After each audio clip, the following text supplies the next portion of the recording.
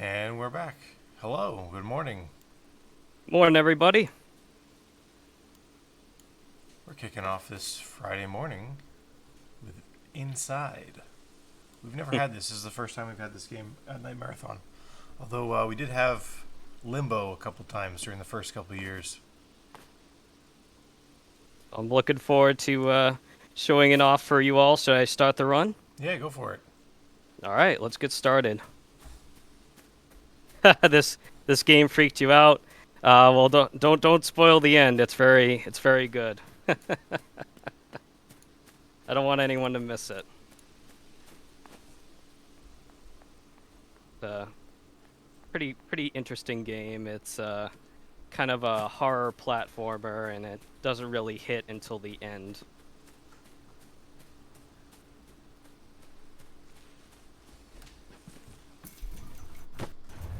All right, so we got this first truck here. And the guy kind of driving it away, and what looks like a lot of people in masks.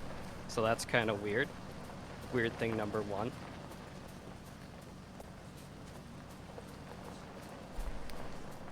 And gonna make a little noise here. And there's two other guys with some masks, and one of them's got a flashlight. Wonder what that's about.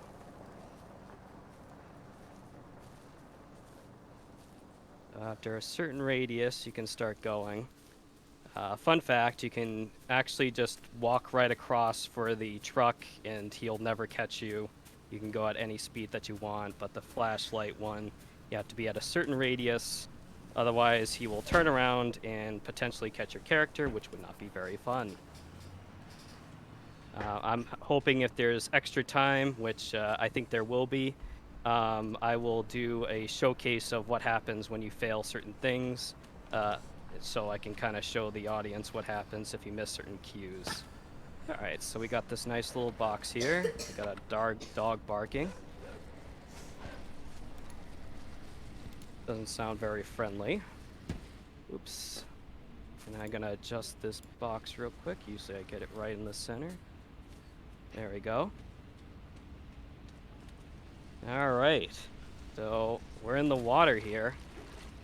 And basically they got a flashlight going on us.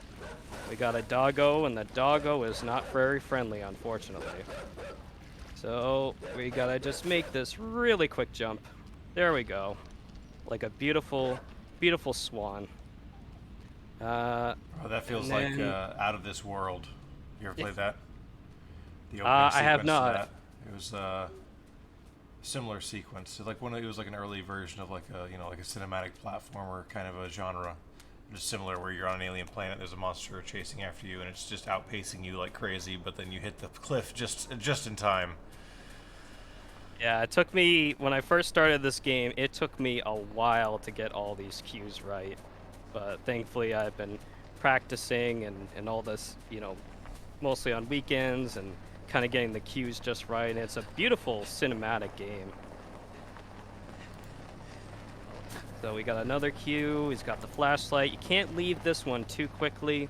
If you do, he will catch you with the flashlight.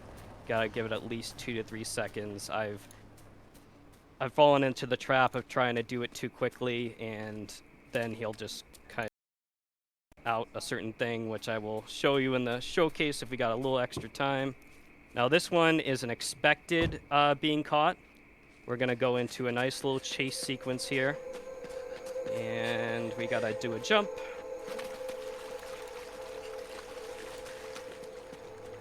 And we gotta do a wait game here. You're like, waiting, why is he doing that? Well, the reason is if you move, that guy gets you early. So you have to time it just right. Your timing has to be extremely precise for this game. Shooting a couple darts at us, and then basically we have another log jump, and then we got a couple more doggos, and we gotta time the jump just right, and like an elegant swan, we're in the water.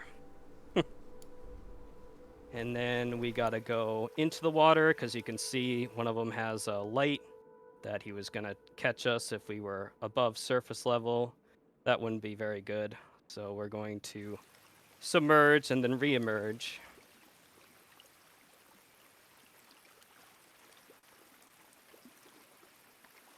Oh yeah, when I first played this game, like the dogs would, you have to time it right, you have to get the right sequence. It can be stress-inducing. The music too, if you're not used to it, especially the first few playthroughs. Oh my god, it hits hard.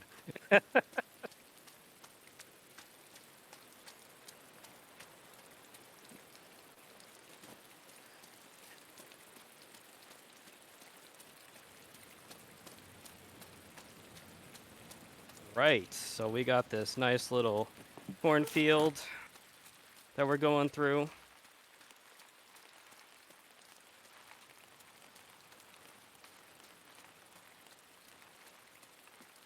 Very scenic, the first couple scenes. They have a little more of the scenery, and then a little bit more of the platforming increases as the game goes on. I promise you, this is not walking simulator. There will be some fun platforming. All right, so we got some baby chicks that seem to be following us around. They're not a big fan of the water either, the little rain that's downpouring right now.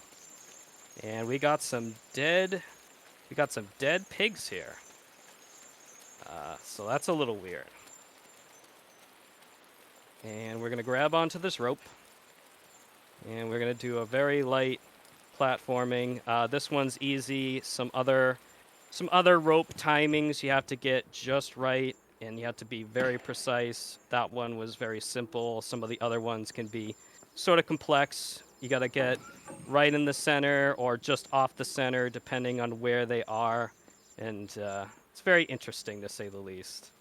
So we're gonna start up this machine. Here we go. Oh, if you do play this, recommend a controller. It'll save you a ton of time, frustration, etc. A little bit more precise when it comes to the timing and jumps. We're going to wait for them to get close to us. And unfortunately, we're going to do morally questionable activity number 1, which is using this machine to push the animals into the block in order to get access into the next area. I assure you that if there was another way of getting into this area, I would do it, but there isn't. Walking simulators are indeed tight, but I was kind of hoping for more of a horror platformer, which Inside's perfect for. All right, we're going to do another jump, which we have to get just right. There we go.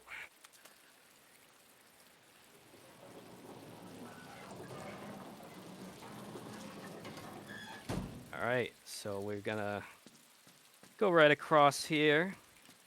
And very hard to see that, but there's actually some sort of like worms or parasites in the ground there. It's kind of a signal of what's going to happen next. If you time these jumps just right, normally you would sink through the mud, but if you time it just right, you can kind of get a little bit faster than normal. There's a couple areas of Inside where if you jump, you can actually get a lot faster than if you kind of just not rapid jump. And as we can see here, a pig is not very happy with us right now, and he seems to have one of those parasites on his back. So that's interesting. And again, we have to precisely time our jumps. I remember the first time when I played this game, that pig scared the absolute crap out of me. Oh my god. Alright, so now we gotta pull this parasite off, and now the pig is fine. He is just absolutely chilling. He's vibing. He is totally chill. And we're just gonna borrow the pig for a second. We just gotta get to this device right here. Just politely borrow it. I'm sure it will be fine. And something weird's happening here. There's like a bunch of people, and we've gotten some sort of sense of mind control. Good morning. Just saying good morning to somebody in chat. So we went through that weird little sequence. We solved the puzzle. And basically we accessed the next area. So let's see. We're going to continue downward. Open this guy up. Blam. All right. We're looking pretty good. Well, outside's not looking very good, but we're looking pretty good, so that's what's important. So there's a lot of broken down cars here, kind of weird. And there's a weird line going on, if you can see that. A little bit, little weird there. They're all seeming to be lined up in a weird configuration.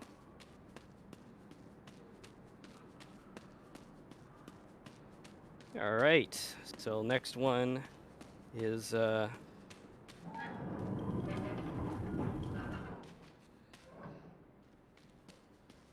next one is the chain, and this one's not a hard, you know, rope or chain puzzle where you have to platform. This one's kind of basic compared to the other ones. There we go. The other ones, which I will point them out during this run, will be a little bit more complex than that. Sorry, birds. I feel bad for these animals in the game. It's just, you know, the birds, the pigs. It's just a rough time. They have a rough journey in this game. All right, so now we're gonna climb the ladder. We're gonna do a little bit of some fun jumps. There we go, another fun jump. We're gonna adjust this log right there, and then we're going to lift it up. They say the prices of lumber are rising. They are absolutely right. They are rising for this game. Hard to build things nowadays. All right, so we're gonna make a couple jumps here, and we have a safe. And we're just gonna push that right off. We're gonna make a little jump there. There we go. So you're probably wondering, why did he just do that? Well, that's the only way we're gonna progress.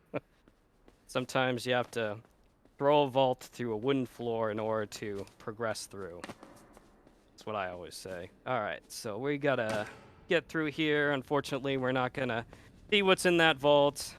We're just trying to make it through as opposed to investigate. We're gonna pull this lever, and then basically we're going to do a jump. And I always get the wrong direction, I think, on this one. There we go. And then we gotta pull the lever again. Jump, jump. And then we gotta reset the positions so that they're absolutely perfect. And we are good again. So we are just gonna waddle on by here. Yes, the marching. You'll see what I'm talking about in a few minutes. You could probably hear it in the background.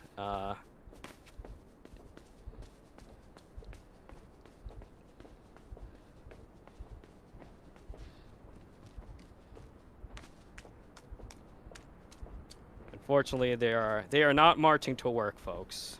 Sad state of affairs.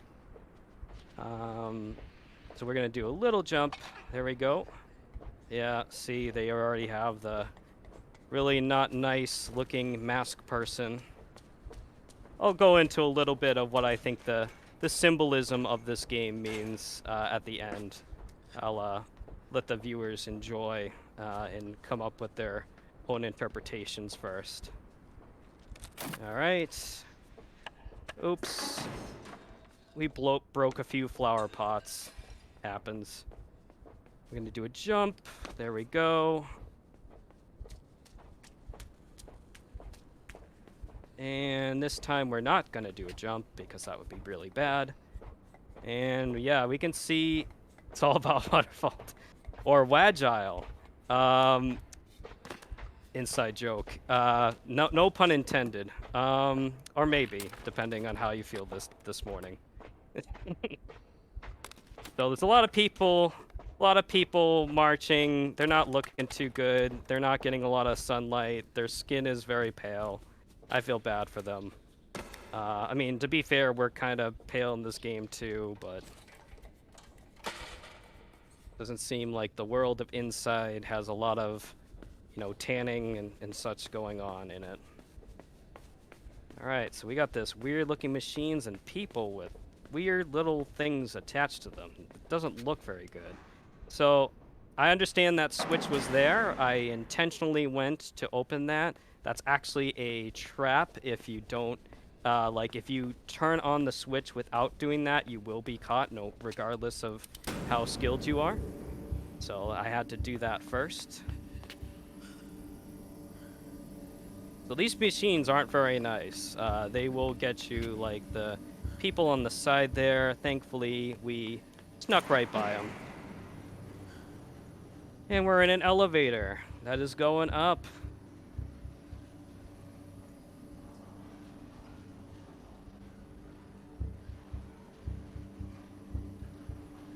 Ding.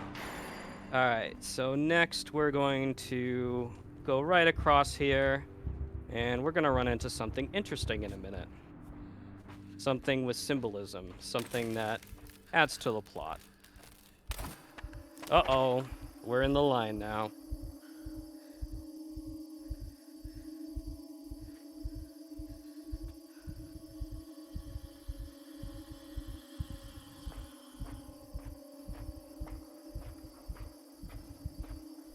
So, if you can tell, we have to kind of do the sequencing exactly as the audience. If we're even a little bit off, something not so nice will happen. Gonna be quiet so I can focus on this part. It's a little complicated. Not like crazy, but a little bit.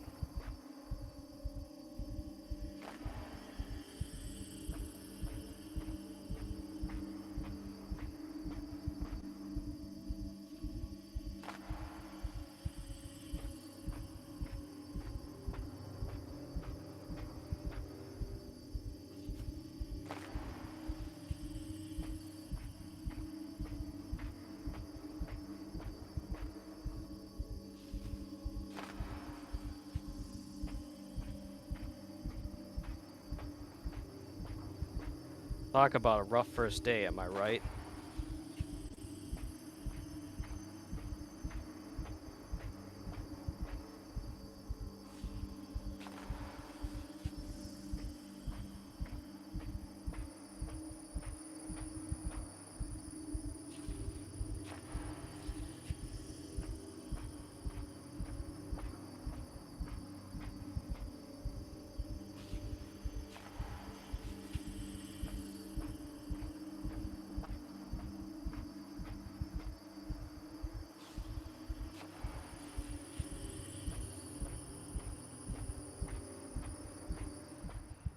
So fun facts.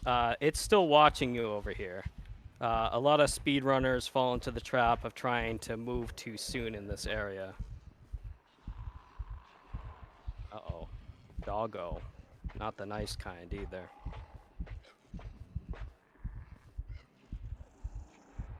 And we're gonna troll this doggo. I'm sick of marching in line.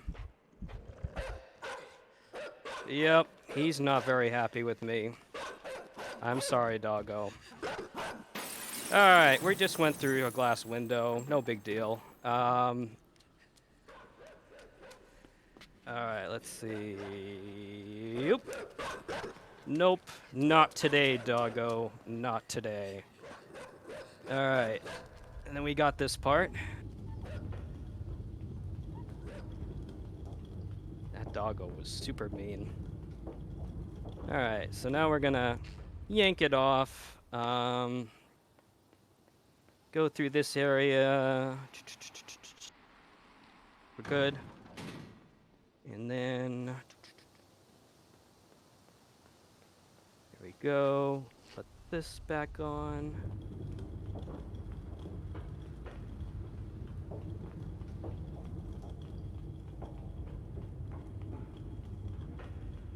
So we got a nice little platform that we're going to go into in a few minutes. Let's see here.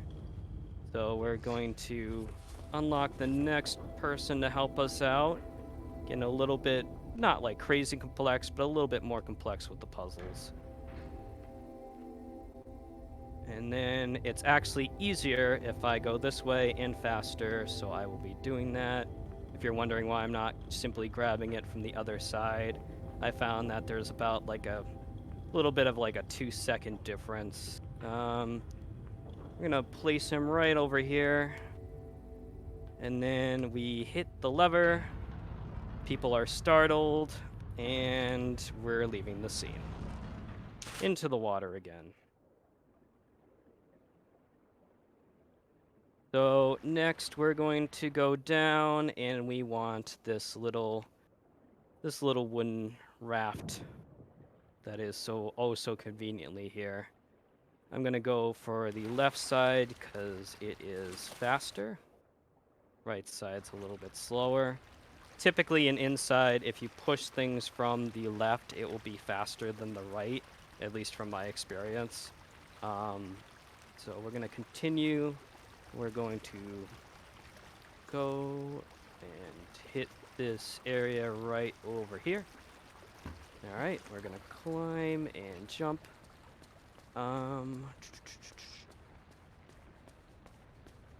So the next part, we're going to go through this little mini window, hit the button.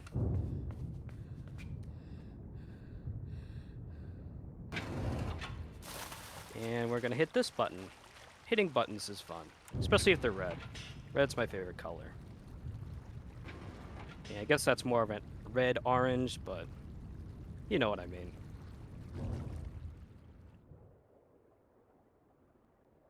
Hit the button again. And... alright.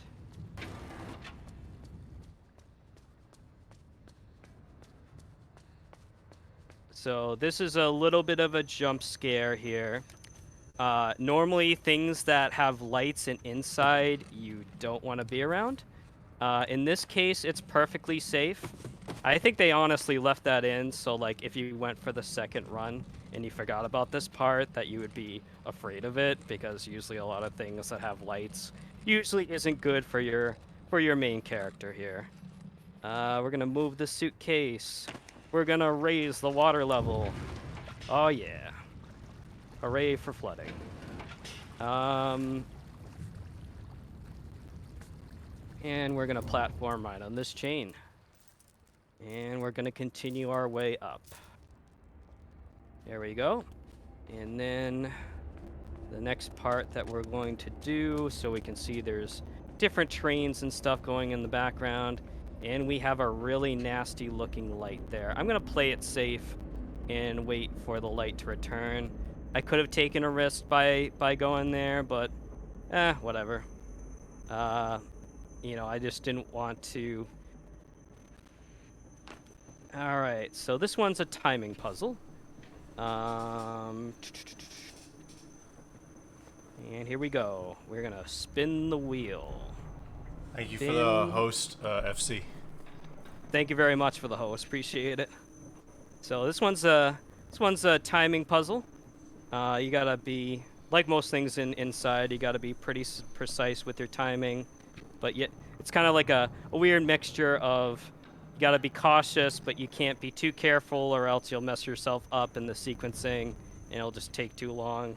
It's one of those weird balances in life, you know? Let's see. So we're gonna continue to spin the wheel, and we're gonna get to a nice safe place, as safe as we're gonna get. What's up, guys? And then this is planned. So basically, when you jump on that platform, another timer goes off for that light, and no matter how skilled you are, it's going to trigger. And we need to be at this place to hide from the light and continue onward. There we go. Then we got another light, and we're gonna open this. Of course, they make it as suspenseful as possible, just in case you weren't aware that you were in a somewhat dystopian horror world. Just in case it wasn't clear, they make that on purpose to be that close. All right, we can see the ground, so we can hop down. Yeah, any fall from any height that you cannot see the ground, it's basically, as far as I've seen inside, an instant death. So as long as you see the ground, even if it's a longer drop like that one, you will survive. And we got some more doggos. Uh-oh. Doggos aren't very friendly in this game. And they're barking. And we're going in the water. I have to say that the textures of the water is just very beautiful. Like, you know, I haven't really seen a game like Inside that they have some nice, beautiful water textures. I have to really give props with that and the, you know, sequencing, the realistic water effects. We're gonna go in the water. We're gonna pull a bamboozle on this doggo. But the doggo isn't very nice, so I don't feel bad. And we're going to run. Sorry, doggo. Not today, but there's more doggos. Uh-oh. This one's also a timing puzzle. So we gotta wait for them to get all the way over there. I gotta pull this wooden board. I gotta go on the other side. There we go. We gotta wait for all 3 doggos. Usually if one doggo is not in the correct sequence, it doesn't really end well for you. And you have to make it convincing, where you have to land on the side and wait for a few seconds for the doggos to come over. Otherwise, they'll figure out they've been bamboozled, and they'll just get angrier, and that's just not good. We're going to do the same thing with the same timing. Beautiful. It's a pretty solid run so far. So this is the last board. Perfect. And no more doggos. You go back, doggos. You're not being very nice today. Alright, so next thing we got is this ladder. Oh, is the game audio choppy? Yeah, I think There's not a lot of there's- not a there's lot of sounds. Yeah, it's a little weird. I'm not sure why it's doing that, but Maybe I could turn off video. Maybe that's influencing it. Hold on. let me try something real quick. I'm gonna drop from the call and jump back in. Yeah, no problem.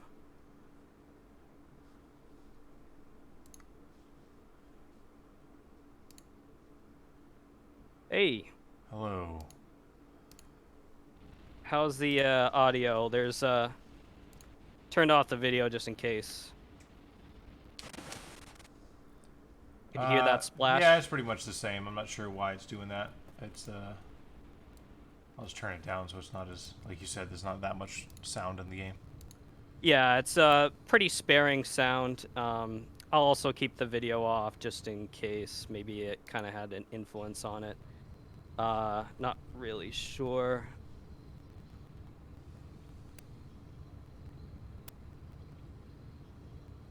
Try to increase the bandwidth just in case it's a bandwidth issue.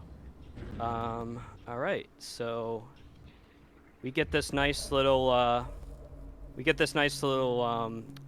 water sequence, kind of a deep sea sort of thing. Very beautiful. If you're playing this game and it's not a speed run, I recommend just spend a few minutes going through. It's very cool, this area in particular. Very scenic. It makes a nice calming contrast to the overall tension of the game. Let's see. So we're continuing our way.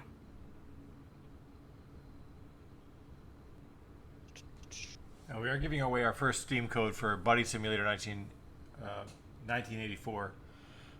If you donate to Inside, so at the end of Inside, which is at 11 o'clock Pacific, we'll be giving that away. Currently, we have no money backing Inside, so we have no donations towards that prize. So if you want to win Buddy Simulator 1984 Steam code, we only need $1 towards the incentive for Inside, and then we'll be raffling that off at 11 o'clock.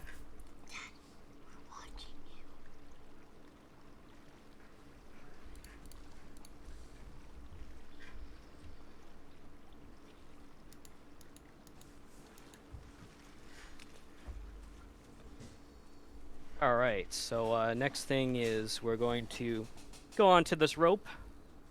And we're going to open the little chamber there. And we gotta hit this button and we gotta run really fast. And that's the reason why. A lot of big canisters are going to flatten our character if we do not move fast enough. And we're going to go back up.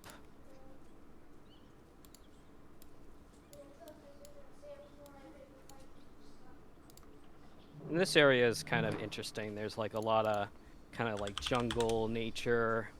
It's kind of short-lived section, but it's cool. So little nature, kind of a Portal 2 vibe going on. And we get a nice little nifty thing where we activate this little cube. And we get to go on platforms now.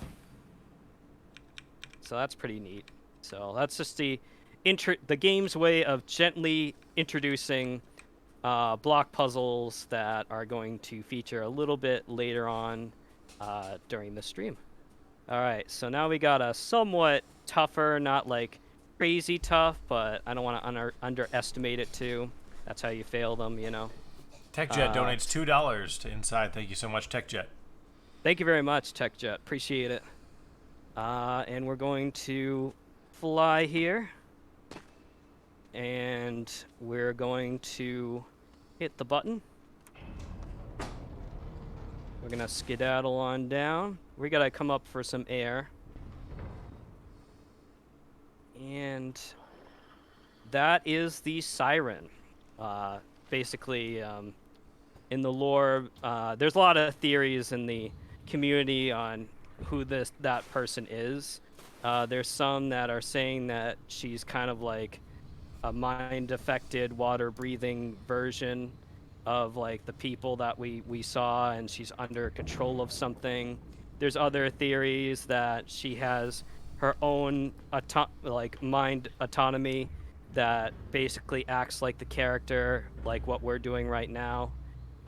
You know, with the exception of the people with the masks, we're the only people within the game that seem to have thoughts of our own. So that's kind of the lore and the very varied discussions around this game, and it's up to the viewer what they think of the lore and which way they want to go with the theory. I think the other cool thing about this game is there's not a lot of explaining going on. It's very visual, not a lot of dialogue, so it's up to the viewer to interpret and make meaning from the various actions being performed here and kind of the overall narrative as a whole. All right, back in the submarine. And we're going to do a nice little jump. Very fun. And we're going through this door. And we see the siren. Uh-oh. Siren doesn't like light, though. And we got to turn this around to make sure the siren doesn't try to... I have not actually been following the development of Playdead's next game, but I'm sure if it's anything like Limbo and Inside, it's gonna be a good game. I have no doubt in my mind. If it's anything like Limbo and Inside, we're gonna be walking to the right. In the most creative way. So that's supposed to happen. The reason they do that is they give you a choice there. If you don't go for the door and you go for that, it's an instant death. So they make it purposely that you have to use the submarine against that wooden door 2 times, or else if you don't close that door. Yeah, that's a twist. We will be walking left for this portion. There will be some walking to the left as we get to this next section of the game. Absolutely right, TechChat.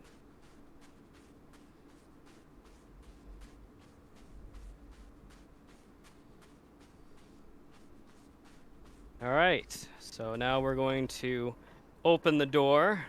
Uh-oh. But we're fine because there's sand. We're on like a nice palmy beach if there was no sun.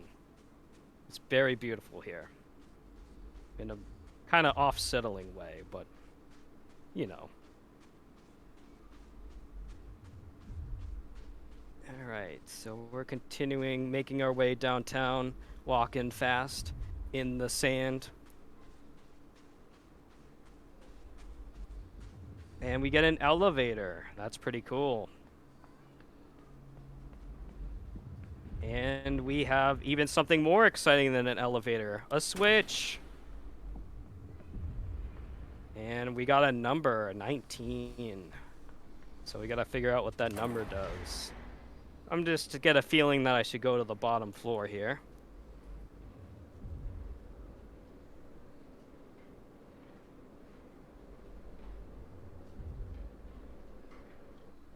Ding. And then we gotta go all the way to the end here. I remember when I used to run, I used to always go for that to lower myself, but that was just a time sink that was not optimal, so I stopped doing that. But you can technically spin the wheel and go down. And we got some more people. They don't really seem to acknowledge us at all, which is fine. And we're gonna go into the water. So now we're going to go up to the surface here, take a breath. And let's see here. It's gonna be. Oh, we made good time. All right. All right. So this one is a little bit trickier of a rope puzzle. It might take me a couple tries.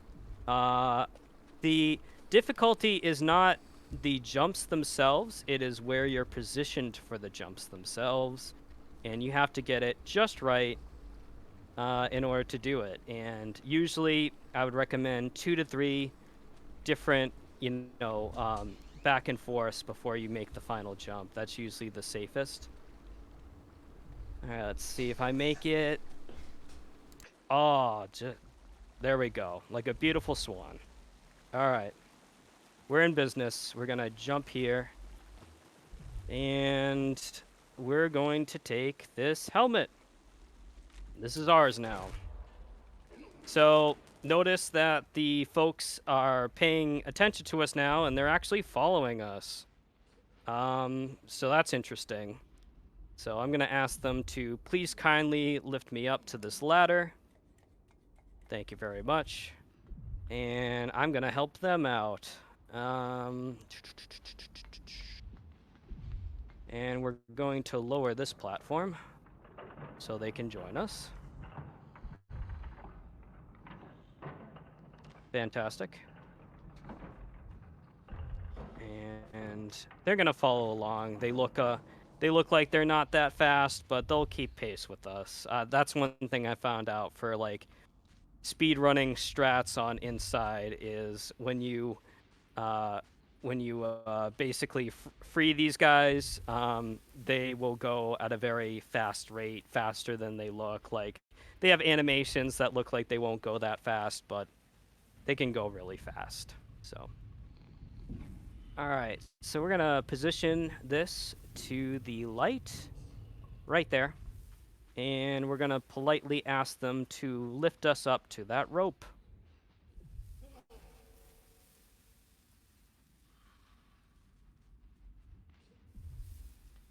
And we're going to go right across, and we're going to jump on down. They're going to be very polite and push us across so we can free a couple more of our friends. All right, so now we are going to climb up this little incline here. And we're walking to the left. I know, it's incredible.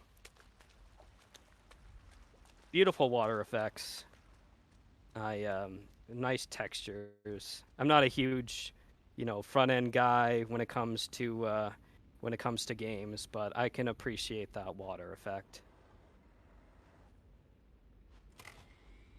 All right. So we got this nice little box here, and we're gonna skedaddle, and we're not gonna jump, not yet. We're going to use the timing to release some more folks. Here we go. All right, guys, get in shape. Speed run. See, look at this. They're gonna go really fast.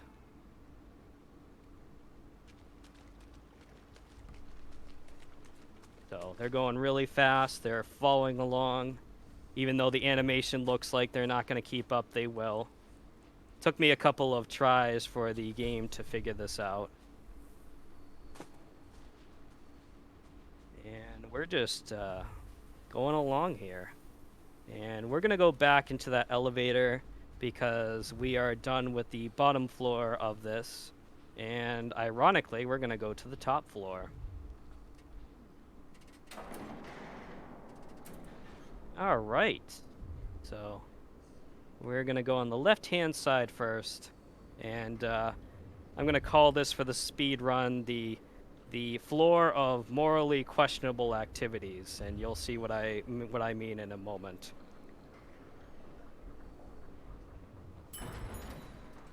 All right, here comes morally questionable activity number 1. There's a lot of people here, and unfortunately we need their help, but we cannot pull them to the side, so we have to push them off this ledge. Not very good. All right, and then after that horrible deed we just did, morally questionable, we're going to do another morally questionable thing.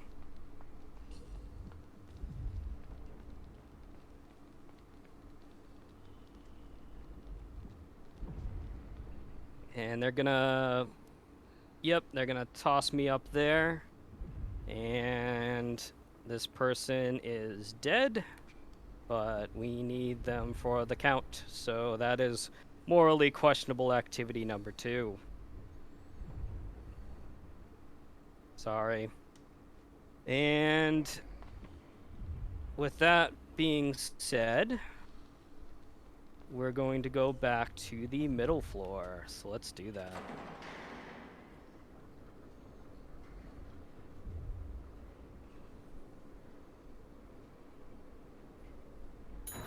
All right, so next we're going to go across here, and there is a lot of different fan theories of what happens here. Some people think that these people raised from the dead due to the powers of the helmet. I think that they're alive but just were unconscious, and then the helmet activated them. It's a matter of debate in the community, which one it is. And we're going to open up this gate. We have enough people to do it. If we didn't have this much people, we wouldn't have been able to do that. And basically, we are going to have them throw me right across there. And basically, we got to get the timing just right here. I think I got it.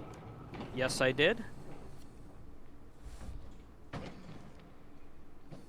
All right. So we got the whole gang here. We are just walking downtown, having a good time.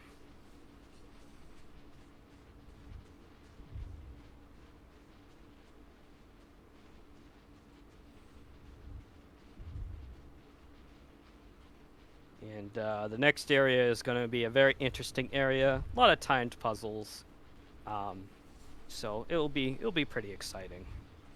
And of course, you got the beautiful, ominous music. When you solve the puzzle and the game knows that you solved the puzzle, you'll get this music. You will not get this music at any other time. Sorry, dude. Ta-da! And now the door opens. And I really like this hat. And now the hat's gone. So that is the game's way of giving you a warning that these sound blasts will probably kill your character. So let's run across with wild abandon. All right, so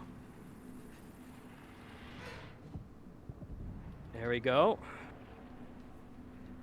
Gotta get the timing just right. And the cool part is if you get the sequence just right, you can just keep on running without needing to stop, so. All right, this one's a little bit trickier. So we gotta stop it, and then we gotta wait for the blast. I think I got it. So now we gotta wait for the next rotation, and we need to be behind the shield or else we will be blast to bits. Nice. Okay. Now I just gotta make it up the ladder. Hopefully I do. It's gonna be a little tight. We made it. All right. Ooh. Yeah, that one was a little tight. I'm not gonna lie. Uh, and now we're going to fly like a beautiful swan behind the shield. There we go. No pieces of organs and stuff flying in this playthrough. So this one we gotta wait. There we go. Good. And then we gotta wait for this to go up. The reason I did that, a little bit of a weird sequence, is you cannot be next to it while it's there, or else it's another thing that will blast your character to bits, and that wouldn't be very good. Now, you will be noticing that I'm taking a specific configuration where he is moving this forward. This particular puzzle, this one right here, if you don't have him forward facing, there is a huge chance that that particular thing that we're holding on to that is preventing the blast from demolishing us, it will fly and you'll fly off the bridge, and that wouldn't be very fun. And this one, we got to be behind the arm. Yes, we are. And there it is. We have to be behind that before starting the sliding sequence, or else we'll be dead there. It's all about timing for this section. It's very cool. So we made it. We made it through. Let's see. We got an elevator. And as everybody knows, elevators are pretty cool. All right, let's go through here. Hit this button. And yeah, we could chill out here, guys. It's pretty neat. We got the little lights going.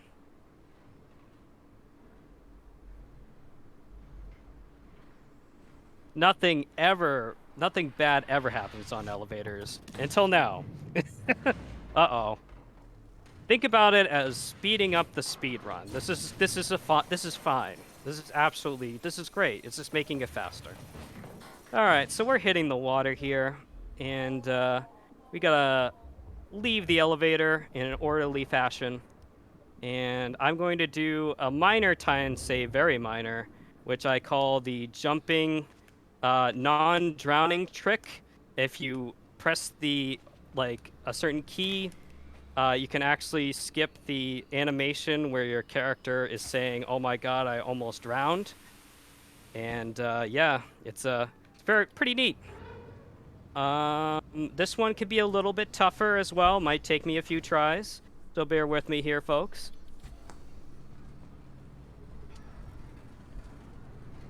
Ooh, nice. All right, first try. Why not? We're gonna keep on going. As couple of dangers with that puzzle. If you get the jump wrong and you fall, you immediately die. If you get the timing wrong and the door crushes on your character, that's death in a different way. So it's very timing based. You gotta get it really precise or else you won't make it. All right, next puzzle. We got our friends, the timing blocks.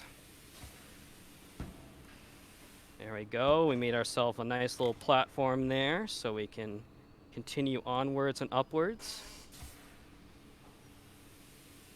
Next block.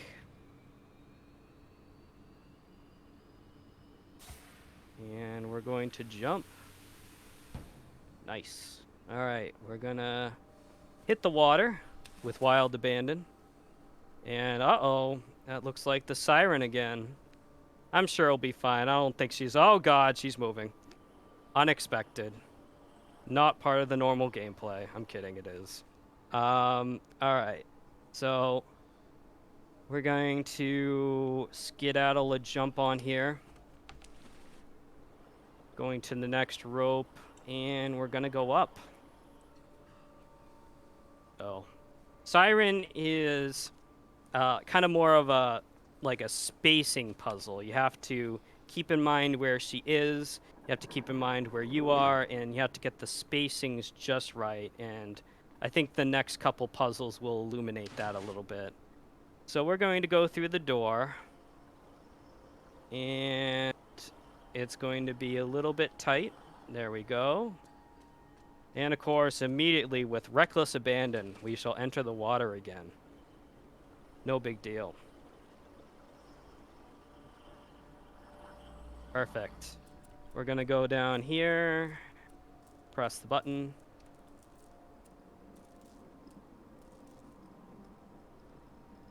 And we're actually going to lure the siren by putting our feet underneath the water.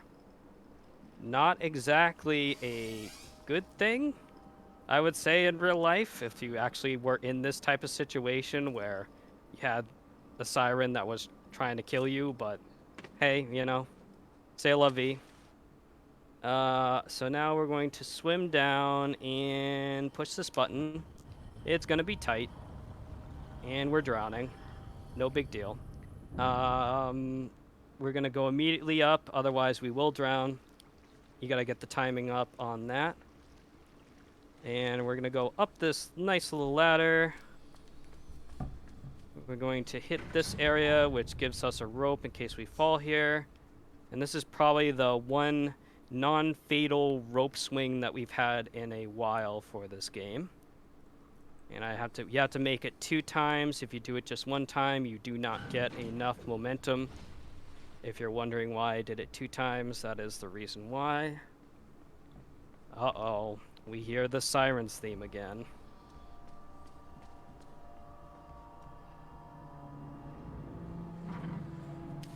Yikes. Alright, so here is a kind of spatial reasoning puzzle, as I like to call them. So we're going to open this little trap door here. We're going to submerge ourselves into the water. We are going to press this button, and it's a very tight turnaround. You got to go up and across. Perfect. And then we got to jump. And we got to trick the siren. So we got to go back into the water and offer ourselves up as bait. If this happened in real life, I would not be doing that.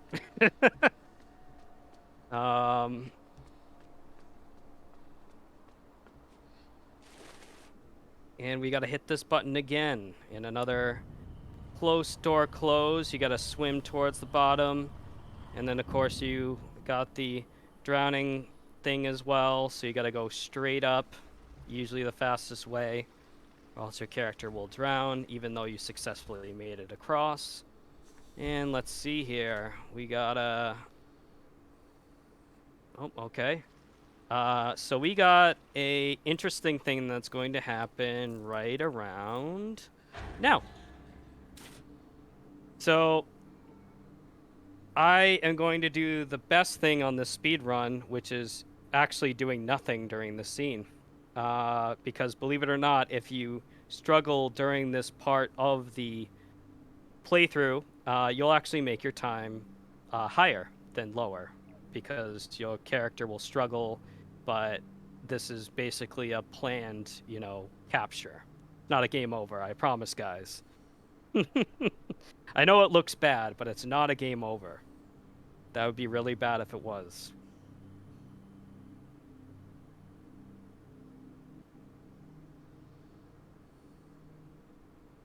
Yeah, deep water can be kind of terrifying, especially if you're out in an ocean and, you know, the only, like, if there's no land in sight, I can totally get, you know, being afraid of deep water. I totally get it.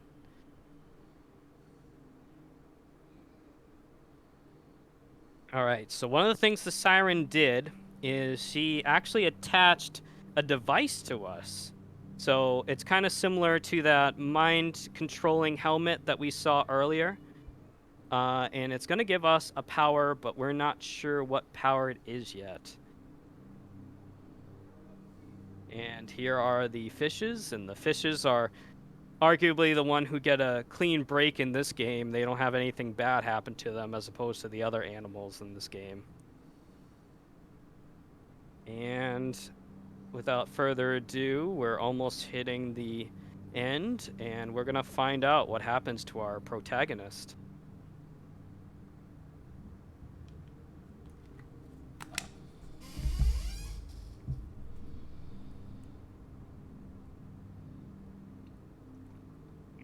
He's alive. And it turns out that the siren gave us something for water breathing, of all things. So yeah, basically, if you try to go in earlier sections of the game and try to see if the siren does that, it doesn't. It actually ends in a game end condition. So not very fun. But in that one particular section, it is okay to be caught by the siren. All right, so we're swimming through. We have water breathing, so we no longer have a fear of drowning, which is a-okay with me. It's going to make the run a lot easier. And we're just swimming along here. Oh yeah, I never really noticed that the fish follow you during this sequence. Okay. Things you don't really pay attention to until the actual run. So we got this little compactor here that we're going to see what happens. So we're going to hold on to this. Safety first, folks. Safety first. Oh, that looked like another siren. Glad that wasn't us. All right. We're gonna hold on to this bar.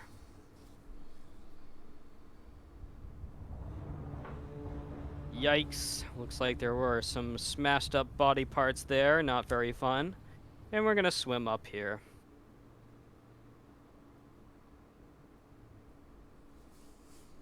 All right.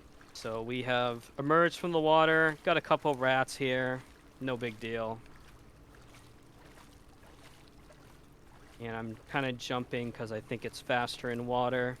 I mean, jumping in the water and walking across is roughly the same strat in terms of speed, but, you know.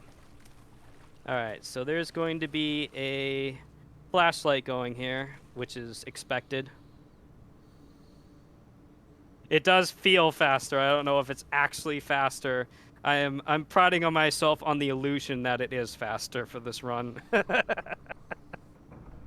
right, another timing puzzle, one of our favorites. And this time we got to move with it. Oh, we're right in the middle. Interesting. I don't usually get that far, so excuse me if my timings, if I am a little hesitant, because sometimes they are different with each game. Because depending on how fast you turn the joystick, it can be rapidly different, and you have to keep the timing of everything in mind.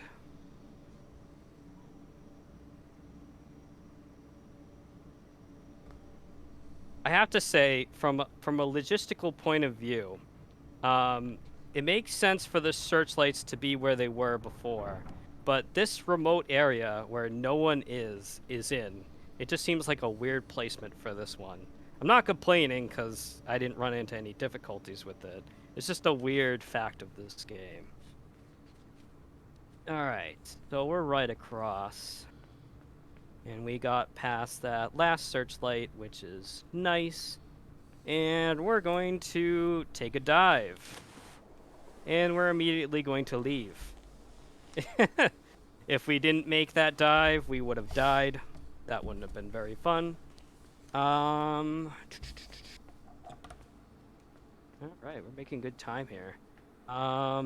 So we got another block puzzle, but I'm gonna ignore that block because there's another one. We're making our way to the right here, doing a little platforming. We're gonna hit the button for this guy. Hit the block.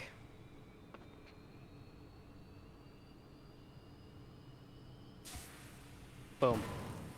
And yeah, we need to bring this block around in order to solve the next puzzle. And we're gonna put this guy in a nice little angle. Hopefully I got that right. We're gonna go up the ladder so we save a little bit of time.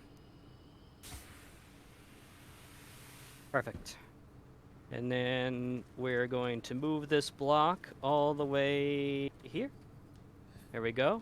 Do that. And we gotta wait to hit this button to put it up onto the floor. Perfect. Sometimes if you don't get the alignment of that just right, it'll hit the walls or the side walls. You have to position it just right. We're gonna open this. And lo and behold, we're back to where we were before. There's not a lot in this tank for reference. Howdy. Somebody join? Yes, hello, good morning. Good morning. Good morning. So we're gonna continue here and use this block puzzle. Now this one, the position does matter. So you gotta get it just right here. So you gotta, oops, and you gotta leave a little space too. There we go. There we go again. And you have to stand on the right-hand side or else the blocks will get unbalanced and you will not be able to proceed to the next area. And we got this really large looking tank thing here. We gotta pull the batteries out of it.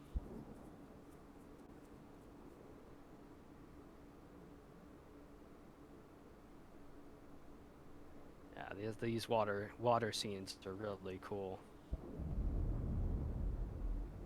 And we are up. Perfect. And let's run across. I mean, underwater body farm or a pool. I mean, it depends on the viewer. So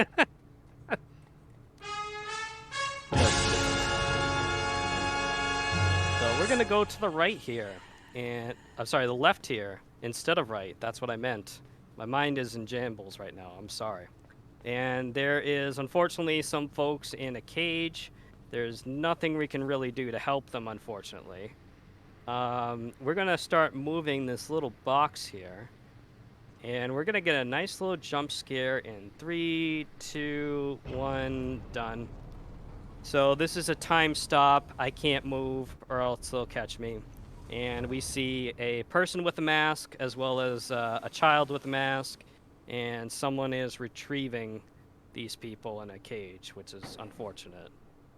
We're gonna get them back though. We're gonna get those masked people back in a bit. Don't you worry.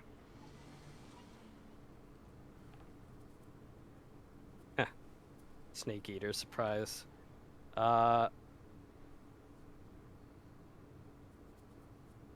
And we gotta wait. There we go. In a bit, Holler Pots, in a little bit. Chris! We'll see. All right, so now we got a nice little puzzle here where we got to adjust some water levels. Pretty fun. We get to learn about the water cycle. And we get to swim. And we get to adjust this little block. Oops. We got to adjust this little block here. There we go. And we need to position the water just enough so that the door opens, but we can still get across. We have to put the water all the way up so that box drops. There's the drop. And we need to position it. There we go. And then basically we climb up this ladder, go on the block, go into the water.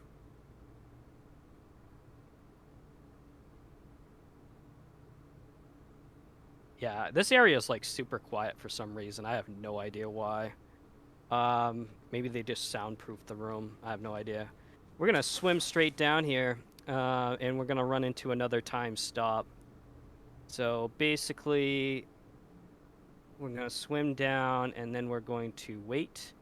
The reason why we're waiting is there are two masked people that are adjusting the electronics here, and if we fall down, we will be caught. Being caught generally is not a good thing, so we're going to wait. And we're good. Boop. And we're going to adjust the lever. And unfortunately, this is a morally questionable action. A lot of bodily injuries. I'm sorry, guys. There's another way I would have done it. And they're gonna help me out. Oops. That was wrong. I want this. There we go. Immediately put the water back down.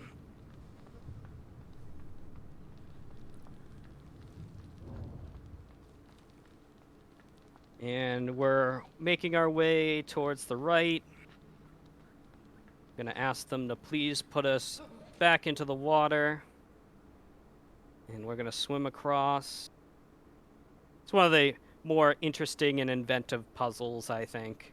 It took me a while on my first playthrough to figure this one out. I'm just like, I know the water level should be somewhere, but what should I do? I'm like, oh, I'm supposed to, have them launch me up into this. Hit the button on this. Sorry, guys. And you'll notice that there were some people who are working, but they're not interested in working anymore. They're just going to join us for our little jaunt.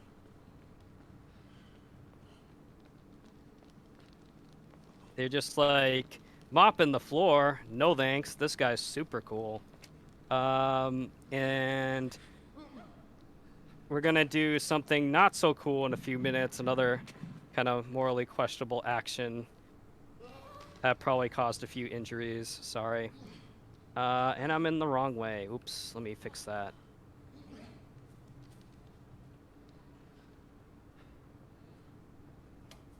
And we're going to get off this ladder. We see the floor, so there is nothing wrong with dropping in this section. So this one's interesting. Normally, during a speed run, I would go left or right to save myself time when the doors open. This one, you cannot do that. You have to wait in the middle. If they're off center, the elevator will get stuck on a person, and you cannot proceed. Very fun fact, or not so fun fact. So the other thing too here is I do have to wait for them, unlike the other last crew that I just had. So we gotta get right into the middle here, make sure everyone's on the elevator safely, and we're going down.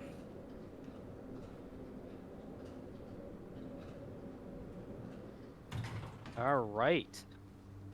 So, believe it or not, we are very close into a very interesting creature. And we have to solve a couple more puzzles before we get to see what this creature is that I'm talking about. Oh man, the lighting here is just on point. I like the lighting on this scene.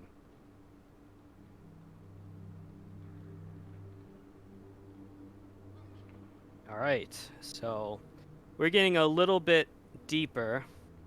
Yeah, the creature is, in fact, in a very literal sense, the friends we made along the way. Yep. We're going to open this guy, and then we're going to continue. So we're in a laboratory of some kind. There's all these numbers. I think this might be an offshoot of Aperture Labs from Portal. I will leave it up to the viewer if they think I'm right. Yeah, so there's this person just chilling there, you know. There's another person that just seems to be going. And we have a scientist who has a tie, who seems very preoccupied with something. He gives us a look over, but he doesn't seem to be very interested in capturing us, unlike the other people with masks from earlier. And same thing with these guys. They seem to be excited about something. And I would show you what it is, but we're going to be getting closer to it, so there's really not much point. We're going to go up here. And the interesting part is there is a 0% chance that we get caught in this area. There is a percentage chance that we fall to our death, but 0% chance of us getting caught. So the stealthing here that our character is doing is not necessary. These scientists would not be able to keep pace with the way that we run. So these scientists are going to hear the noise. They turn their heads, and then they immediately go back to observing whatever it was in that little aquarium. We're gonna do a little jumping here, down the ladder. We're gonna do that jump, so we save time. Then we open up this, and we skedaddle. This one, we gotta get the jump just right. All right. So we got a nice little arm here with a flashlight. Oh, and there's the ladder. So we're gonna climb up and go down this nice little ladder. And we are very close to a creature that is known within the inside community as the Huddle, or more commonly known as the Blob. And you'll get to see what I mean in just a moment. First, we just gotta take off the safety for the cage, you know? Taking off the safety.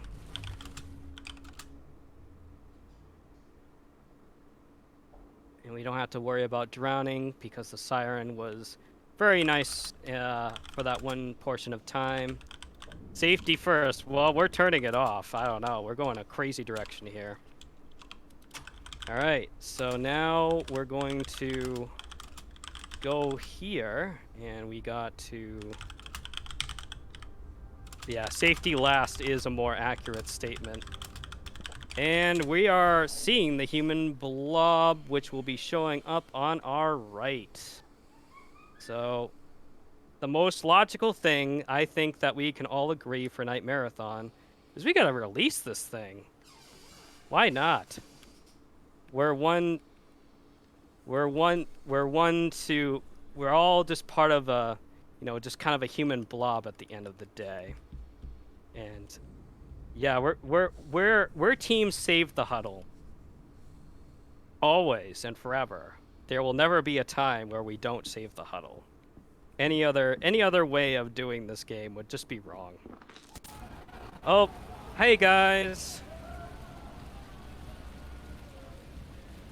All right, we are looking beautiful. Hello. All right. So yes, we are now the Huddle, or the Blob. We're just making our way downtown. Looks like me on a Friday, you know. One of the most cathartic experiences. Probably not a good thing. I think it's a good thing. Why not? I hope they have insurance for this building. It's the one thing I feel bad about throughout this entire thing. It's, you know, the absolute mess that we're making. And we're just gonna absorb some people, no big deal. They probably wanted to be part of the Huddle anyway. The Huddle is everything. Yeah. Who wouldn't? Huddle is an absolutely majestic creature. I don't know why anyone would ever not want to be a part of the Blob or the Huddle. We are going through an elevator. Hey guys, what's up? And we're part of the exhibit now. This is beautiful. All right, we're gonna go down this. We're actually gonna go left. I mean, these people are screaming. I think they're excited. I mean, I know I would be excited. I think it's excitement. I don't think it's fear. I think it's excitement. Oh dear. A lot of insurance damage.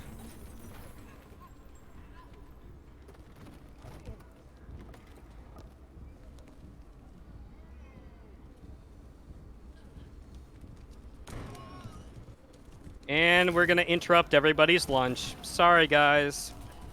Sorry. And because we need speedrun stats, I'm gonna injure 2 people in the process. Sorry, guys. And morally questionable action coming up. Oops. Sorry. Whoopsies. Oh, how's it going? Somebody connect? Hello, hello, Howdy. Hello. hello. Are we doing no cams today? Well, no, I can't get mine to work. I might have to restart the stream because I feel Oh, like shoot. I have OBS is using my webcam on like a different scene that we're not actually using. So I think I might have to turn the stream off after this game real quick, turn my camera That's on cool. in Discord, and then turn the stream Right. back on. So otherwise, I would have my camera on. Well, I'll hang out Uh, in no cam land in solidarity. Okay. Yeah, basically we had a little bit of trouble with the audio earlier, so I figured I would turn the camera off to kind of save bandwidth if that was the issue. The audio does seem to be better. I don't know if that was what fixed it, but I think it might have been.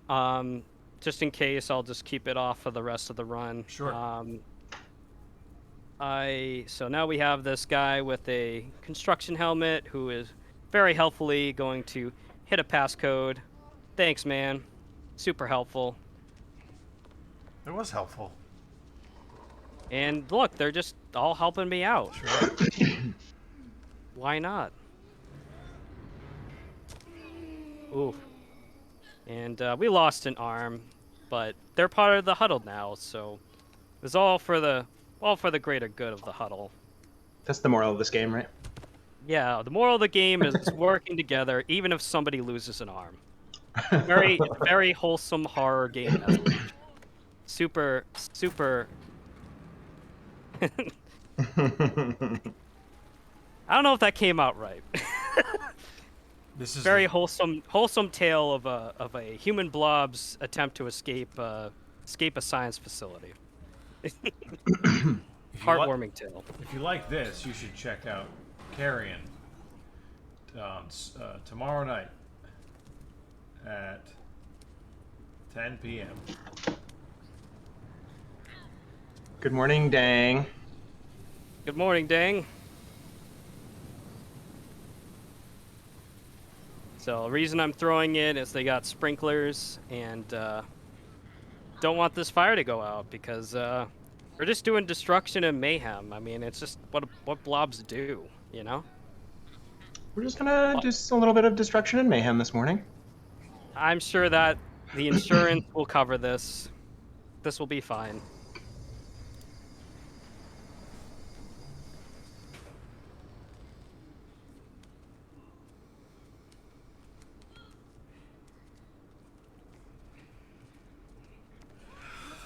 All right, and we're going to grab this because we'll need it. I woke up with C'est La Vie by Bewitched stuck in my head. Nice. You guys know that one? I do not, but it sounds pretty funny. It's awesome. Yeah. Just a similar. You know, be asterisk witched. Yeah. Right. The seminal Irish girl pop group. Exactly. Thank you. Yeah, you know them. Yeah. What do you like?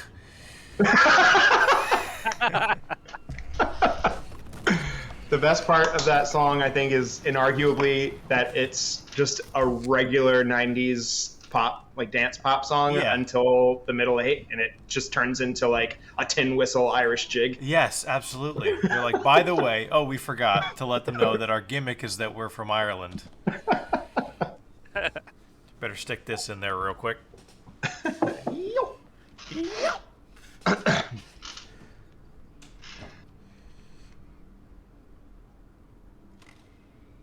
the interesting part is they seem intent on helping us out.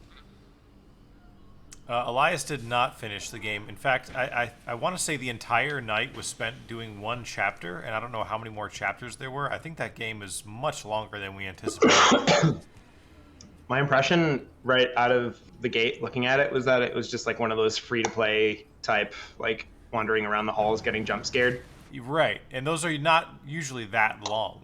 But Yeah, it even seemed overlong for that type of thing. And then when it got to the point where they were like, all right, now you're in the next chapter. yeah, it didn't even number the chapters. No, to help it's us out. just, yeah, you're like out of the Donna chapter. Thing, Yeah. Cutie, where you see that it's gross, I see beauty. I don't know what you mean. Oh, It's Wow. absolutely beautiful, majestic swan in the water. I feel that this game is promoting body positivity, and I'm here for it. You know. Where does this game stand on unions? seems pretty pro-union. Yeah, Yeah, it seems pretty pro-union. I mean, the collective effort here has clearly won. We have escaped the non-union part of the game, and now we're escaping the non-union warehouse. It's a beautiful thing. At what point does the union transcend being a union and just turn into? Oh shoot! I lost the word before I finish that sentence. Legion. We all must Right, become yeah. part of the hive mind at one point or another. I think that's the point of this game. Yes. you gotta pay your Legion dues.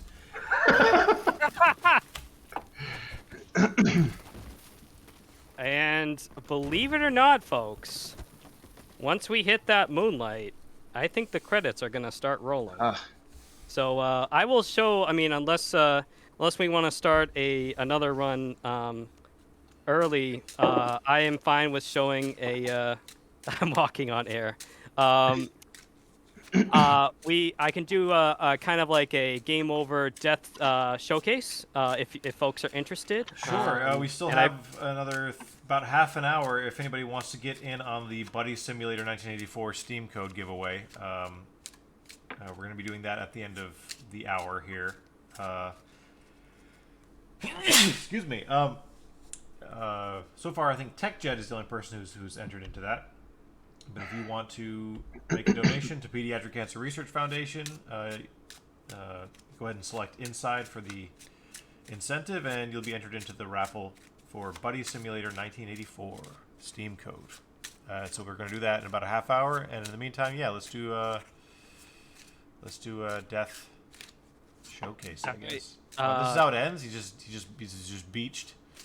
Yeah, I mean, you want to be an elder one of the pond. Clearly, why would you think that it would end any other way? Jeez. I kid, of course. Yeah, it's kind of a weird ending. Not gonna lie.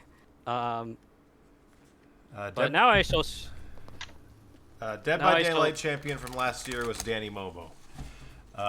He beat out Frank by a single point. It was very close. Gonna do some of the more memorable death or game over sequences for folks since we beat the game and we got about a half hour to spare. So I'm gonna be skipping around the chapters. This is intentional, and since we beat the game, I don't feel bad about skipping around chapters. So let's see.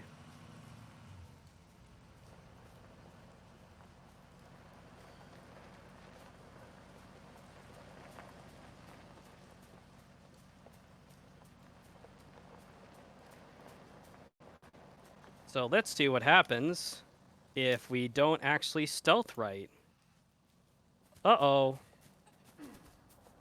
So, not nice. So that's kind of one thing. Let me see. Kind of more memorable ones. We'll do this one next. I'm just skipping around. kind of showing what happens if you don't get the timings right. And uh-oh, my thumb is going to go off the joystick. I don't know what happened. This is so crazy. You get Oh, to shoot with darts. Not very fun. Not very fun indeed. All right, so let's see a couple other ones. Just trying to show. I'll do the pig one. Why not?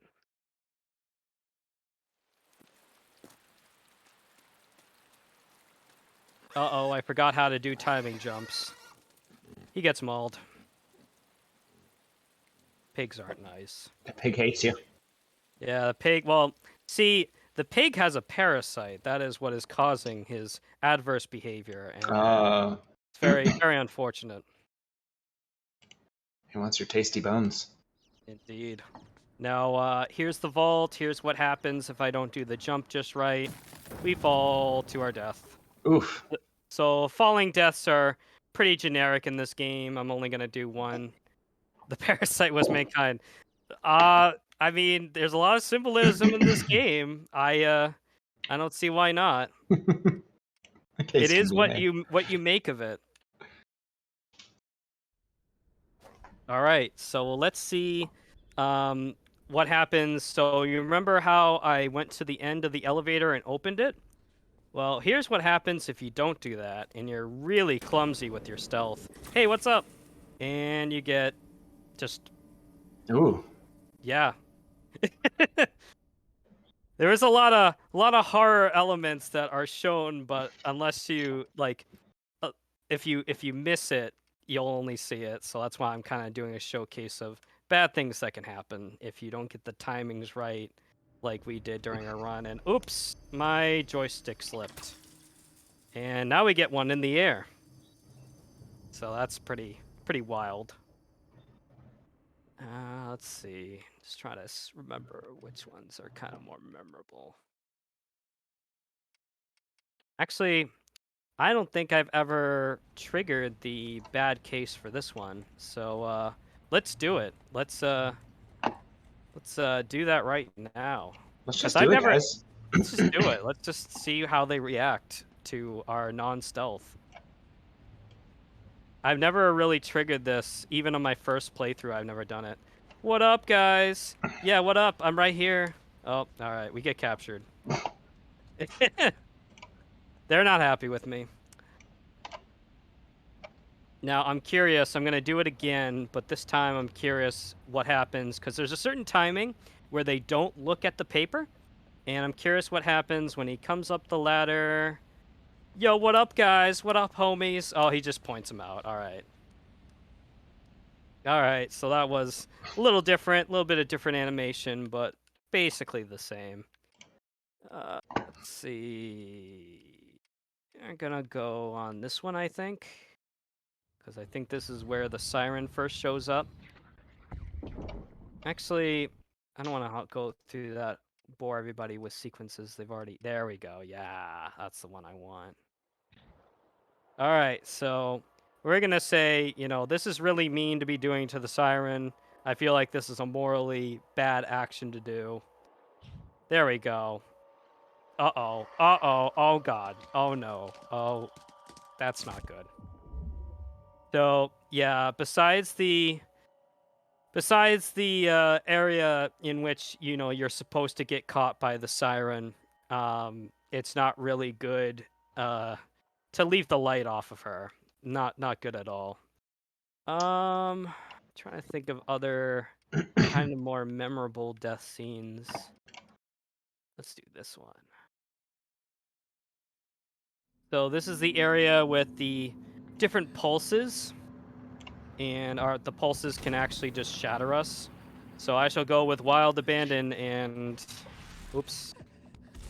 You didn't get a good look at that. I want to make sure we get a good look. That was sloppy. Let me try that again. All right, so we're actually gonna time it so that you can actually see what happens. As you can tell, I usually during runs, don't. Yeah, there we go. All right, so now we get to C. Yeah, so Goodness. yeah, it's a little brutal. It's a little brutal. So that's what happens if you don't get the timings right. And then same thing with this one. Basically, if we didn't do the timing right,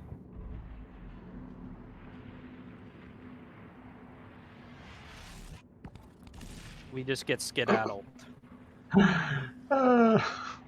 Being launched into the foreground is really silly. Here's one of the more memorable ones. This originally, until I practiced it, was a speedrun killer for me. So, let's see what happens here. So you remember during the playthrough, I said I had to grip it on the far end side, and you're probably like, why did he do that? Well, this is the reason why. You get thrown completely off by that gravity, and it is not fun. And let's see.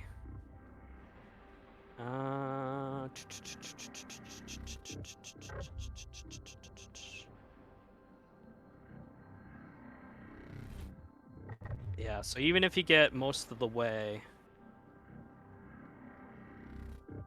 it still happens. Wow. And believe it or not, that was like, out of all the different puzzles, that one was kind of the one that was confounding me the most, because I didn't realize until subsequent runs that the position of where you are plays a huge role in for that section. Let's see.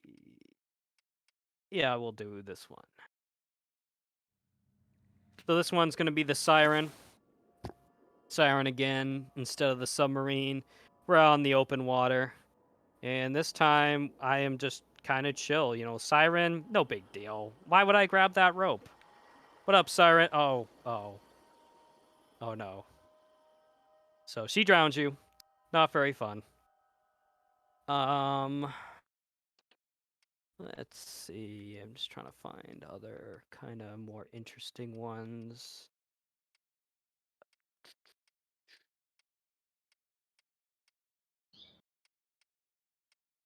Oh, this one can be kind of brutal. So this one, if you do not master the art of the dive, crunch. Ugh. Trying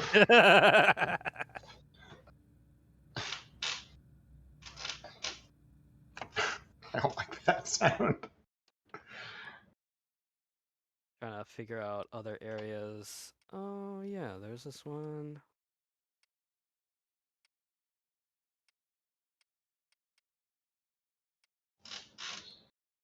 Trying to figure out what to show next.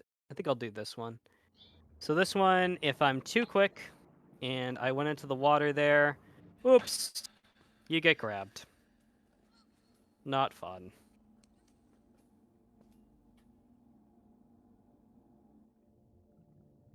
Thank you very much, Sarah. Appreciate it.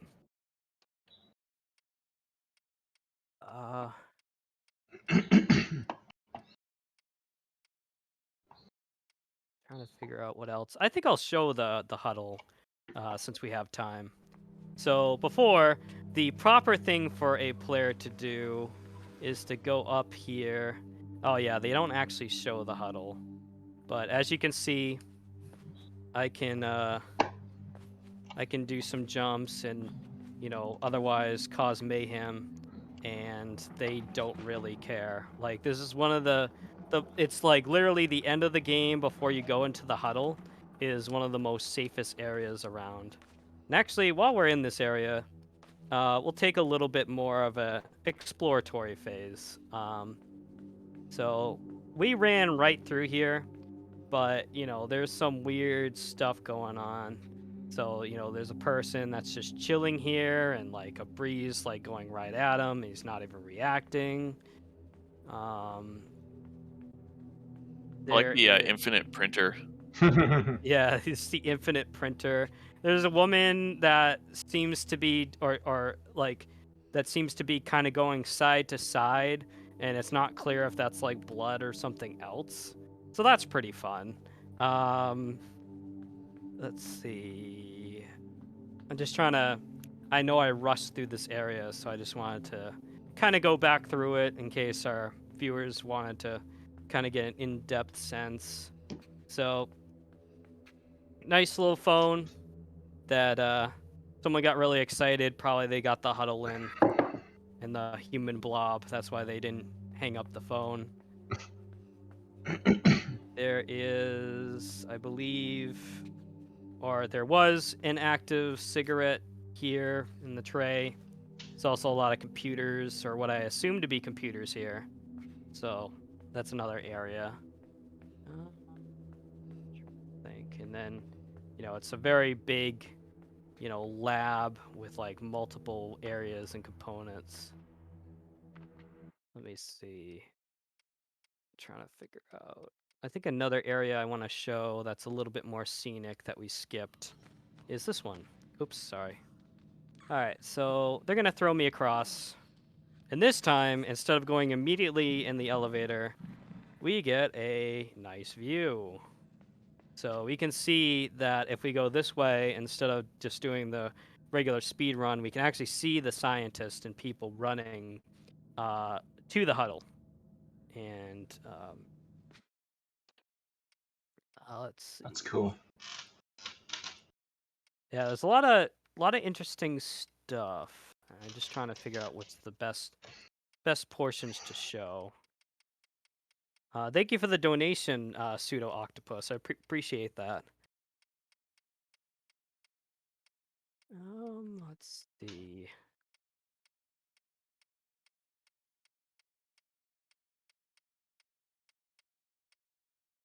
Sorry, guys, I got a couple donations to catch up on. We got $35 from Sarah Rummel, who says, fingers crossed for BCN prize. Thank you, Sarah.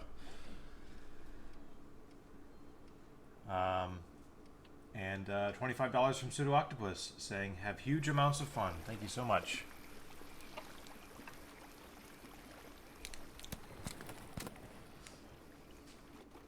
So that's another one where you get darts, and this time it's in the water, so it's even worse. Trying to see what else I want to show.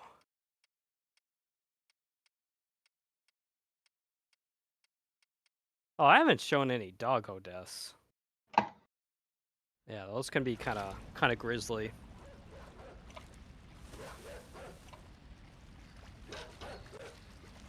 Oh no, doggo! Look at that dog go.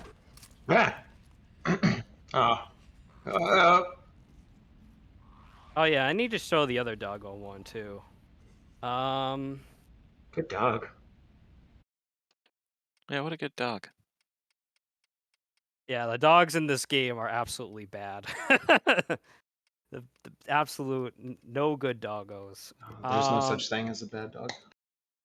Trying to remember what part it was. I think it's this one. Oops. That's not what I meant to do. So this one I'm going to do when I was kind of going back and forth on that gate with the 3 doggos. What would have happened if I didn't get the timing right?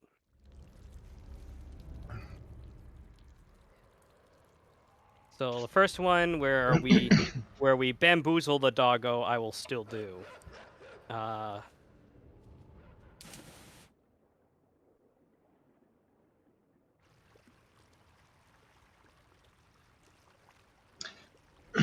They're good boys because they're doing their job, which is to be bad boys. Exactly. I'm gonna do a non-speed run strat where I'm going to troll this doggo. I'm trolling this doggo extra hard. You can't catch me, doggo. No one can.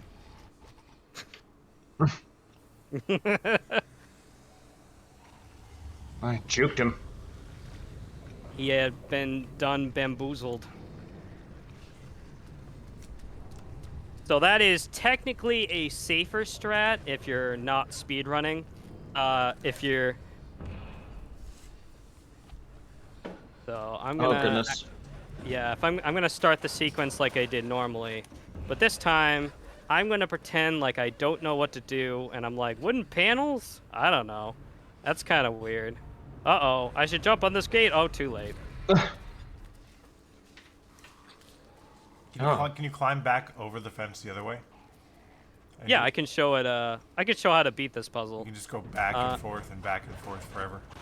Yeah, basically you can literally do it forever. Like, Well, not literally forever, because eventually you die of old age. That's true. Well- Or hunger.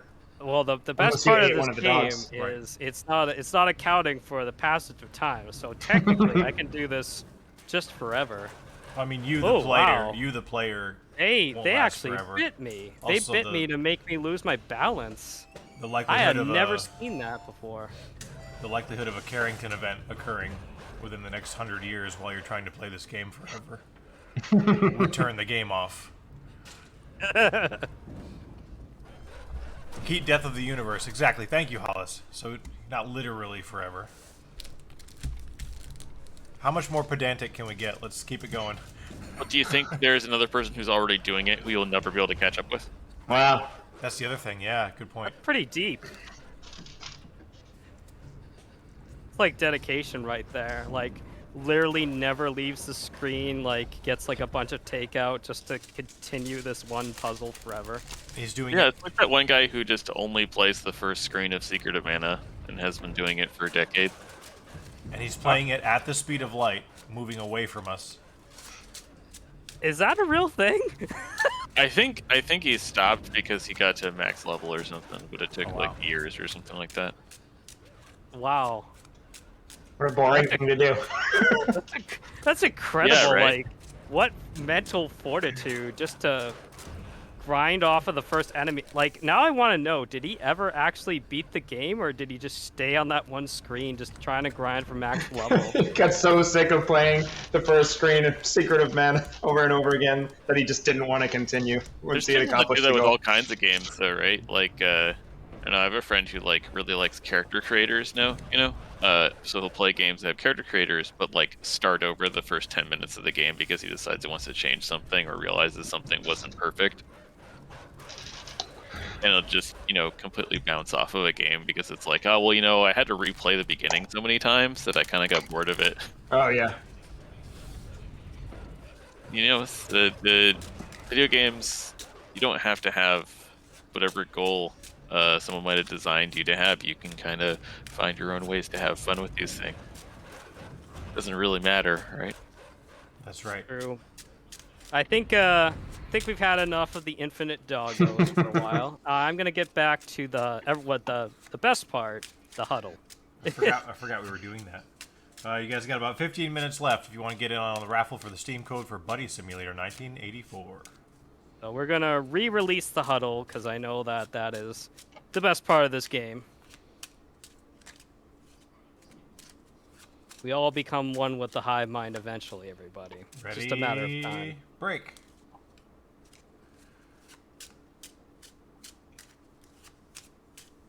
Not yet. Now it will break. But You know, I think this game, it's like promoting body positivity and, you know, acceptance, and I'm just all for it. You know, just a human blob. Those screams of terror, they're just terrified because this huddle is working it.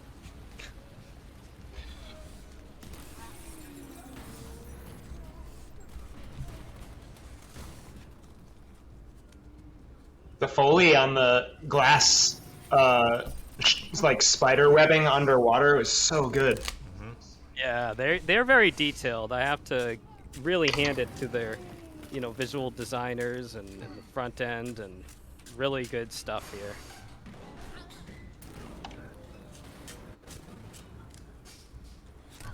Say you're true, say to me. Say la vie. Still there. Still there. It's going to be there all day, I think. I don't Oh, know yeah. how. I can't think of the last time I even heard that song. I don't know how I woke up with it in my head. What do you like? What do you like? I'm so happy you know what it is. I'm so Of happy you're course. familiar. Because that'd be a really weird thing to Just try bring up to and explain. yeah. Yeah. Like you can't possibly explain Hey, it. remember B asterisk witched from 1999 or whatever? No, Ryan, explain it. Uh, you had to be there. Yeah, you had to be there. Sorry.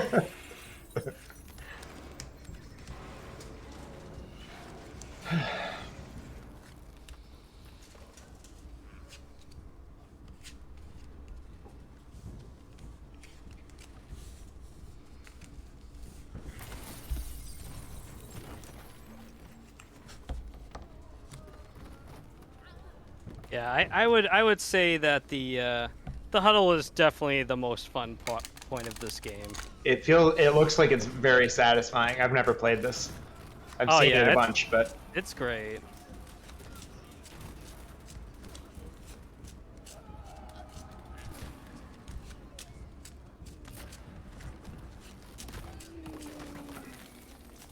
Going on, man? bleh.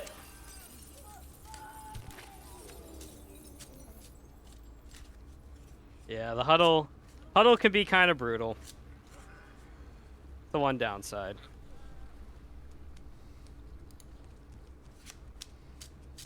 Only if you resist the huddle.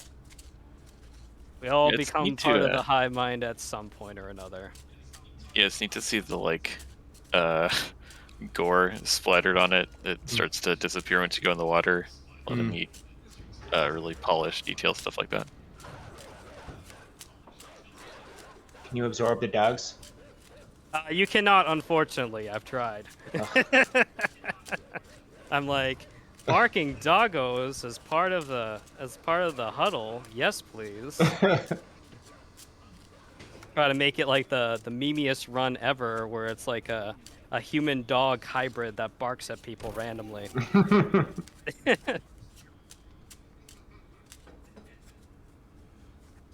Yes, I'm already over there, bro. I'm gonna troll him. I'm gonna troll him.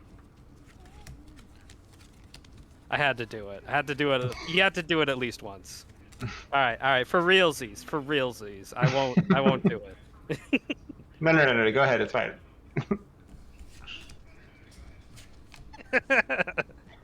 No. It's fine. Just enter the code. It's fine. I won't do it. Promise. Oh, gonna get you. Just kidding. No, this time I'm actually gonna let him. I'm gonna actually let him do it. Just kidding. Or am I? I forget. I'll try this one. I don't want to go in there. Why won't you be my friend? Why are you running away? Questions we must all ask.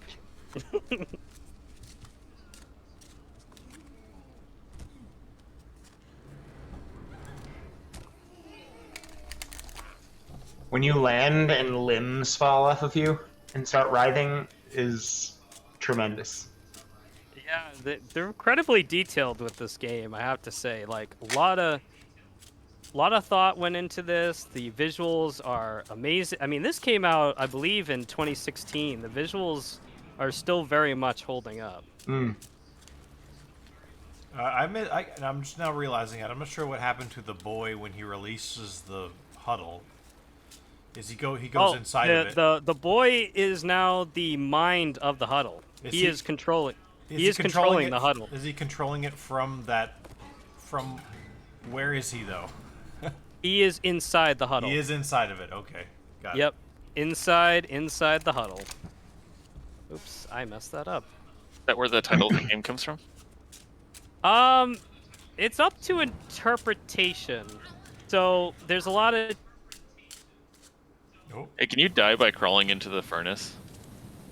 I don't even know if you can. Give me a moment here. I just want to put this down for a second, and then I'll try it. I haven't actually tried it. At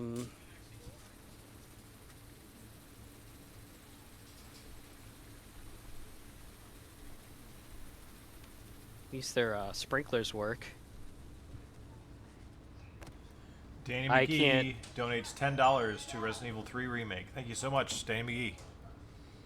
Oh yeah, thank you. Thank you very much. Thanks. Appreciate it. So you can't actually die.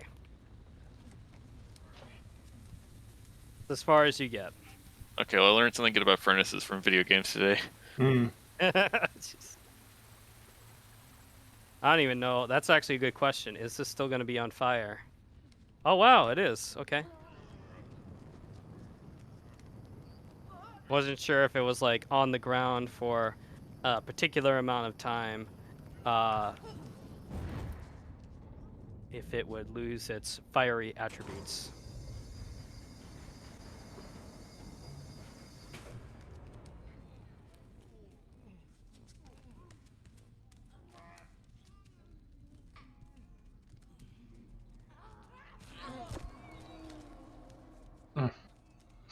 The voices. Oh.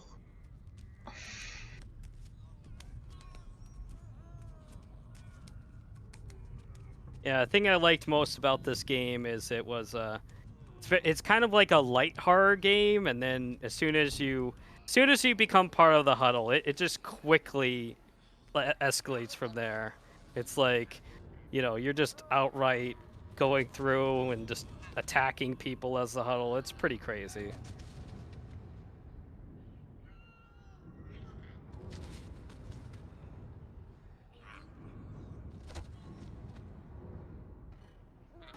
All the huddle wanted to do was to make friends. See, the real lesson on the story is you can't judge things by appearances, folks. That's the real story.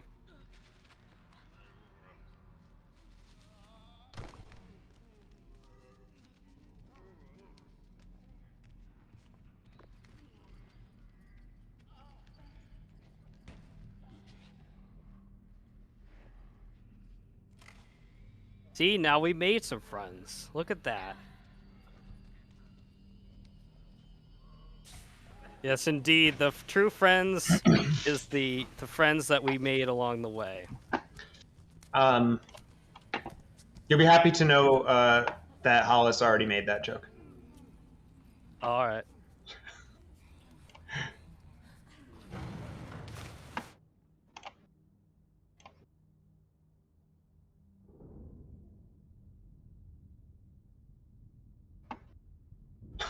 Right. We didn't miss it. It was right there and we took it.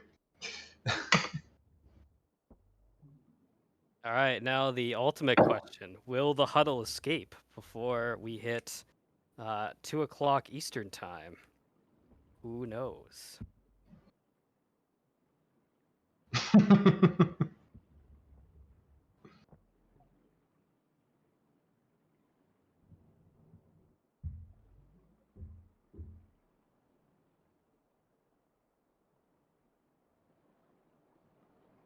Look at the huddle. It's just swimming like a majestic swan. Elegant. Absolute epitome of grace. Oh Um, my goodness. I Thank like- you, Danny. I like that it's a lot of arms and legs on a blob, and the arms and legs have this obvious function. But then you've got a couple of dudes in there that are just like a torso with a head, whose job I imagine is to be like, no, left. If there was an Olympic water water competition, the huddle would have it. Who would ever deny that? Danny McGee donates $50. Puts it towards Corpse Killer. Thank you so much. What is the incentive for Corpse Killer? I forget. It's a great FMV game we're doing tomorrow. For the Chainsaw VR doll. That's right. So coming up today, let's go through what we got today. So in a few minutes, we're raffling off the Buddy Simulator 1984 Steam code. Then Resident Evil 3, we're going to be giving away the Lamentum Steam code. Resident Evil 3 is next. After that, 1 p.m. Pacific is Layers of Fear, and you can donate to choose the ending. We'll probably have Preston describe what the different endings are in a little bit. Sure. And then 3 o'clock, we're doing the Dead by Daylight tournament. which has Nightmarathon cap and the Buddy Simulator Steam code. If you can donate towards who you think is going to win, and if you turn out right, you'll be put into the drawing for that.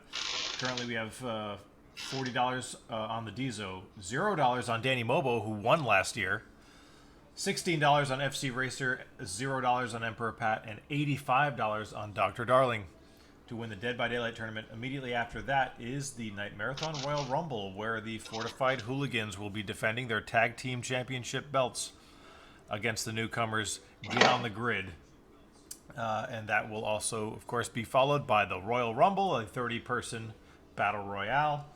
And if you can donate even just $1 to who you think is going to win the Nightmarathon Rumble of all the 30 entrants.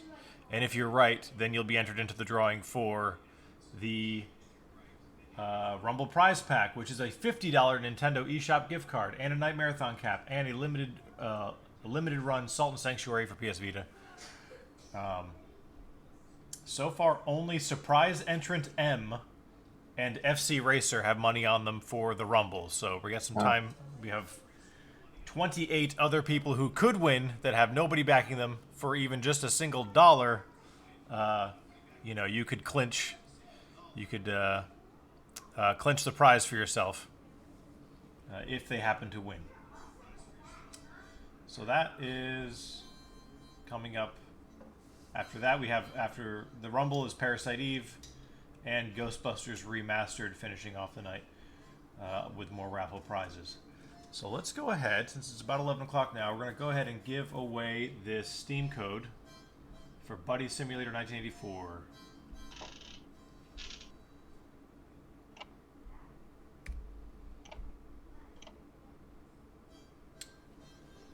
I think we got another donation come through too. I'm going to read that off first. Danny McGee donates $10 towards Emperor Pat to win Dead by Daylight tournament. Thank you so much. Nice. So now the only person who doesn't have any money on them, I think, is the guy who won last year, Danny Mobo.